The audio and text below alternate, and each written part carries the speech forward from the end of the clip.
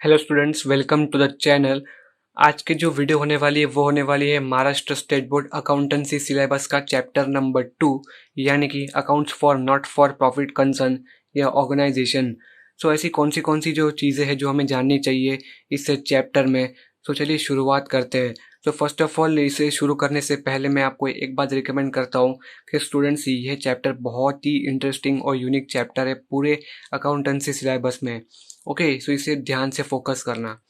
Number one concept की बात करें तो वो है concept number one, meaning of non trading concern. What is non-trading concern? The organization which are not stated to earn profit but to give qualitative services to its members, organizations as well as the societies. The main motto of the organization is nothing but to provide the services to the members. सबसे पहले इस organisation इसलिए form करते हैं कि ये maximum services provide कर सके अपने मेंबर्स को, ऑर्गेनाइजेशंस को और सोसाइटीज़ को। इनका मेन मोटिव सिर्फ सर्विसेज प्रोवाइड करना ही होता है, ना कि प्रॉफिट मैक्सिमाइज करना। ओके, ये बेसिक कंसेप्ट है नॉन ट्रेडिंग ऑर्गेनाइजेशन या कंसर्न का। बात करें एग्जाम्पल की, फॉर एग्जाम्पल है एजुकेशनल इंस्टीट्यूशंस। एजुकेशन इंस्टीट्यूशंस में भी आते हैं स्कूल्स, कॉलेजेस, यूनिवर्सिटीज़। ये ऐसे एसोसिएशंस होते हैं जो सर्विसेज प्रोवाइड करते हैं अपने मेंबर्स को। स्कूल्स प्रोवाइड करती है स्टूडेंट्स को, कॉलेजेस भी प्रोवाइड करते हैं स्टूडेंट्स को। ये जो तीनों चीज़ें से ये सारे स्टूडेंट्स को सर्विसेज प्रोवाइड करते हैं अच्छे से। दूसरे एग्जाम्पल की बात करें तो वो है एसोसिएशंस। बात करें जैसे कि लायंस क्लब है, रोटरी क्लब है, लिटरेचर क्लब है जो लिटरेचर को प्रमोट करता है। ये ऐसे सारे जो एसोसिएशंस होते हैं ये सारे एक सर्विसेज प्रोवाइडेड एसोसिएशंस होते हैं। ओके, फिर थर्ड एग्जांपल की बात करें तो यह है स्पोर्ट्स क्लब। सबसे इम्पोर्टेंट एग्जांपल इसका यह है बीसीसीआई है। आपको सभी को पता होगा कि बीसीसीआई एक क्रिकेट एसोसिएशन है, वो भी एक नॉन ट्रेडिंग ऑर्गेनाइजेशन है। वो भी सर्विसेज प्रोवाइड करते हैं अपने मेंबर्स को, यानी कि क्रिकेट मेंबर्स को, राइट। फिर जो हमारा सेकंड कंसेप्ट है वो है concept number 2, as meaning of receipt and payment account. It is the account which contains the all the cash transactions for a particular year, normally a current year. पूरे साल में जितने भी कैश ट्रांजेक्शन्स किए होंगे, चाहे वो कैश रिसिप्ट हो या कैश पेमेंट हो, सारे के सारे जो ट्रांजेक्शन्स होंगे वो इस रिसिप्ट एंड पेमेंट अकाउंट में आपको डिस्प्ले किए जाएंगे एज अ क्वेश्चन। ओके, यहाँ पे लिखा है here actual receipts and payments related to the capital nature of the previous, current and the next years are included. जैसे कि मैंने बोला, पूरे साल में जितने भी कैश ट्रांजेक्शन्स हुए होंगे, चाहे वो कैपिटल रिसिप्ट हो, पेमेंट हो, वो प्रीवियस ईयर के भी हो सकते हैं, करंट ईयर के भी हो सकते हैं और नेक्स्ट ईयर के भी हो सकते हैं। ये कंसेप्ट था रिसिप्ट एंड पेमेंट अकाउंट का। अगले कंसेप्ट की बात करें तो वो है हमारा concept number 3, meaning of income and expenditure account. What is income and expenditure account? First of all, it is an account that shows all the revenue receipts and payments for a particular year, normally a current year. This type of account is nothing but a profit and loss account of the final account. एकदम simple language में बात करें तो income and expenditure account एक ऐसा account है जहां पूरे साल में जितने भी हमें जो इनकम हुई होगी वो सारी हम इनकम साइड में रिसीव शो करेंगे, और जितने भी हमने एक्सपेंस किए होंगे, जितने भी हमने पेमेंट्स की होंगी, चाहे वो रिवेन्यू हो और चाहे वो कैपिटल हो, जितने भी पेमेंट्स होंगे हम सारे एक्सपेंडिचर साइड में रिकॉर्ड करेंगे। Is that clear to you? अभी बात करें कि कौन से जो अकाउंट्स होते हो प्रिपेयर करने होते while solving the non-trading organization problem. The following accounts need to be prepared. First है ओपनिंग बैलेंस शीट। आप सोच रहे होंगे कि यहाँ पे ओपनिंग बैलेंस शीट और क्लोजिंग बैलेंस शीट क्यों दी गई है। फर्स्ट ऑफ ऑल मैं आपको यहाँ पे क्लियर कर दूँ कि ओपनिंग बैलेंस शीट इसलिए दी जाती है बिकॉज जो भी आउटस्टैंडिंग प्रीपेड जो होगा, आउटस्टैंडिंग वो कुछ भी उसका रेफरेंस दिया होगा ओपनिंग बैलेंस शीट में, उसका जो सारा रेफरेंस है वो हम करंट ईयर में कर सके, इसलिए इसकी हमें बैलेंस शीट दी जाती है प्रीवियस ईयर की। Okay, receipt and payment account दिया जाता है जो हमने पहले डिस्कस किया। फिर है income and expenditure account. Okay, फिर है closing balance sheet. Closing balance sheet as nothing as जो हम बैलेंस शीट प्रिपेयर करते थे फाइनल अकाउंट में, वैसे ही हमें यहाँ पे भी प्रिपेयर करना है। इन चारों कंडीशंस के जो मैंने फॉर्मेट है डिस्क्रिप्शन बॉक्स में दे दी है, अगर आप इसे देखना चाहते हैं तो आप डिस्क्रिप्शन बॉक्स में इसे चेक कर सकते हैं। ओके, बात करें हमारे अगले कंसेप्ट की। सो हमारा अगले कंसेप्ट है सम इम्पॉर्टेंट कंसेप्ट्स और adjustments of non trading organisation. So students यहाँ पे बहुत ही इंपॉर्टेंट कंसेप्ट्स है, ये सारे कंसेप्ट्स आपको अच्छे से याद रखना है नॉन ट्रेडिंग ऑर्गेनाइजेशन का प्रॉब्लम सॉल्व करने के वक्त। ओके, नंबर 1 कंसेप्ट है लाइफ मेंबरशिप फीस। इसका नाम देखे ही आपको पता चल गया कि इसका मीनिंग क्या है। It is the amount just paid once to become the member of the organisation of the societies. जब भी एक बंदा या पर्सन कभी भी एंटर होगा ऑर्गेनाइजेशन में, जब तक वो ऑर्गेनाइजेशन चलने वाली है, उस टाइम तक चलने वाली है, उस टाइम तक ये जो पर्सन होता है पूरी अमाउंट एक ही साथ भर देता है, यानी कि वंस में पेड कर देता है, paid once to become the member of the organisation. इसकी जो ट्रीटमेंट होने वाली है वो क्या करेंगे कि ये जो लाइफ मेंबरशिप्स की जो अमाउंट होगी वो हम कैपिटल फंड में ऐड कर देंगे। Now what is capital fund, वो हम आगे डिस्कस करने वाले हैं। अभी लाइफ मेंबरशिप फीस कब ऐड करेंगे, जब क्वेश्चन में मेंशन किया गया होगा। ओके, बात करें सेकंड कंसेप्ट की तो वो है एंट्रेंस फीस और admission fees. When a person enters in the organisation and he has to pay certain fees known as admission और एंट्रेंस फीस।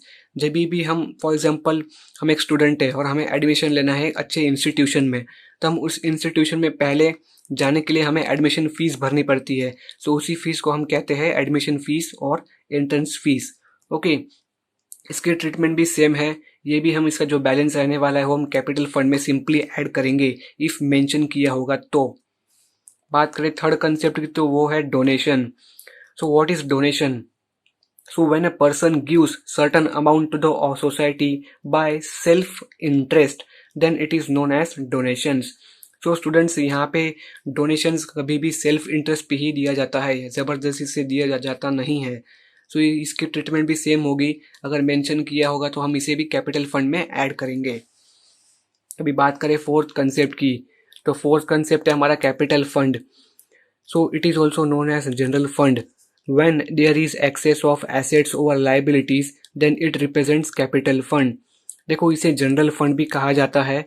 जब भी हमारे पास एसेट्स ज़्यादा होंगे और लाइबिलिटीज़ कम होगी, तब हम उसे डायरेक्ट कैपिटल फंड रिप्रेजेंट करेंगे। It is nothing but the savings of the organisations और society. See first of all, capital fund एक ऐसा फंड होता है जो ऑर्गेनाइजेशन फ्यूचर सर्कमस्टेंसेस यानी कि फ्यूचर बेनिफिट के लिए वो स्टोर करते हैं, यानी कि उनकी सेविंग्स होती है जो फ्यूचर में यूज़ कर पाए, इसलिए वो स्टोर करते हैं। ओके, सो अभी बात करें treatment of subscription. So students, it is very very very important topic and concept related to non trading organisation. आप कभी भी जो नॉन ट्रेडिंग ऑर्गेनाइजेशन का प्रॉब्लम सॉल्व करेंगे, तब सारे के सारे ऑर्गेनाइजेशन में आपको सब्सक्रिप्शन की ट्रीटमेंट आने ही वाली है। Okay, so now what is subscription? So subscription means जितने भी मेंबर्स उस ऑर्गेनाइजेशन में होने वाले हैं, वो लास्ट डेट यानी कि जो ऑर्गेनाइजेशन का लास्ट ईयर होता है हमारा फाइनेंशियल ईयर, दैट इज 31 मार्च, उस तारीख को सारे मेंबर्स पेमेंट करते हैं। तो उस पेमेंट को हम कहते हैं सब्सक्रिप्शन। अभी सब्सक्रिप्शन की बात करें कि कौन सी वेराइटीज होती है सब्सक्रिप्शंस में। ओके, सो यहाँ पे आपको पहला लिखा है सब्सक्रिप्शन फॉर 2005 एंड 6 इज ₹25,000। सो यहाँ पे मैं आपको और क्लियर कर दूं कि जो ये आपकी सब्सक्रिप्शन है ये करंट ईयर की सब्सक्रिप्शन है। ओके, आपको यहाँ पे अंडरलाइन करना है कि ये है करंट ईयर की सब्सक्रिप्शन। आपको यहाँ पे करंट ईयर, प्रीवियस ईयर और नेक्स्ट ईयर आपको अच्छे से ध्यान रखना है।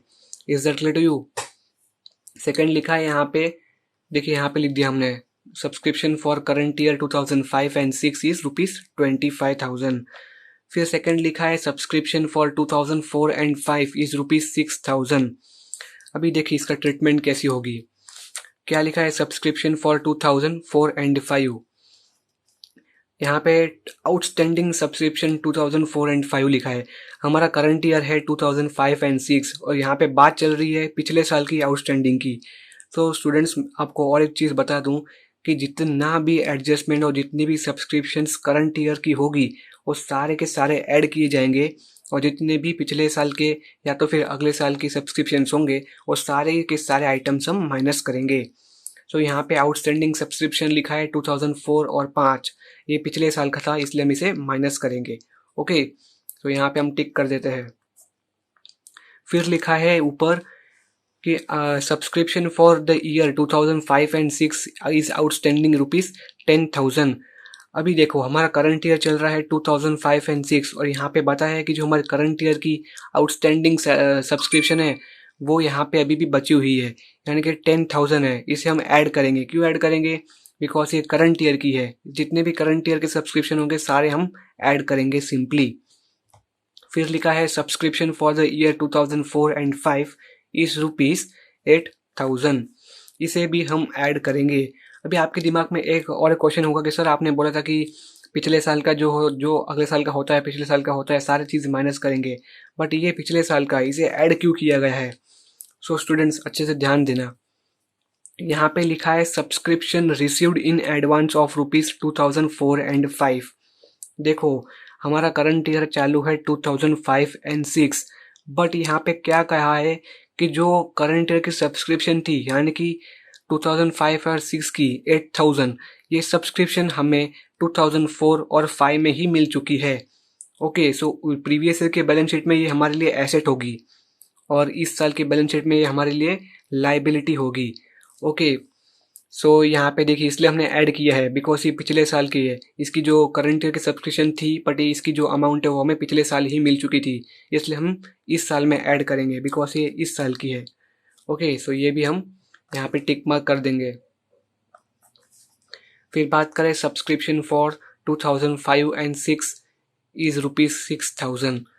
अभी यहाँ पे लिखा है एडवांस, ब्रैकेट में आपको लिखना है एडवांस। देखो यहाँ पे लिखा है, सॉरी यहाँ पे जो ईयर है वो है 2006 एंड 7।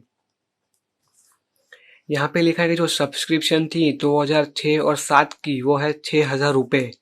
और यहाँ पे और क्लियर कर दिया है कि जो ये सब्सक्रिप्शन है, सो देखिए यहाँ पे और क्लियर किया है 2006 और 7 की सब्सक्रिप्शन 6,000 है। आपको यहाँ पे क्लियरली बताया है कि हमारा जो करंट ईयर है वो है 5 और 6 और सब्सक्रिप्शन दी गई है 2006 और 7, यानी कि जो ये सब्सक्रिप्शन है वो अगले साल की है, इसलिए हम इसे डायरेक्ट माइनस करेंगे एज 6,000।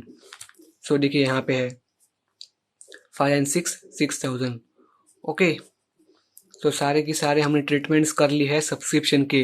अब जैसे कि सारे जो आप ये ट्रीटमेंट सॉल्व करोगे तो आपको जो फाइनल अमाउंट मिलेगी एट द एंड वो सब्सक्रिप्शन की अमाउंट होंगी एज ₹31,000। ओके, सो स्टूडेंट्स ये सारे कंसेप्ट्स थे नॉन ट्रेडिंग ऑर्गेनाइजेशन के। अगर आप सारे ये कंसेप्ट क्लियर करते हैं तो आई एम 100% श्योर दैट आपको नॉन ट्रेडिंग ऑर्गेनाइजेशन का प्रॉब्लम करने के वक्त कोई भी प्रॉब्लम नहीं आने वाली है। ओके, सो स्टूडेंट्स चलिए मिलते हैं हमारे नेक्स्ट वीडियो में।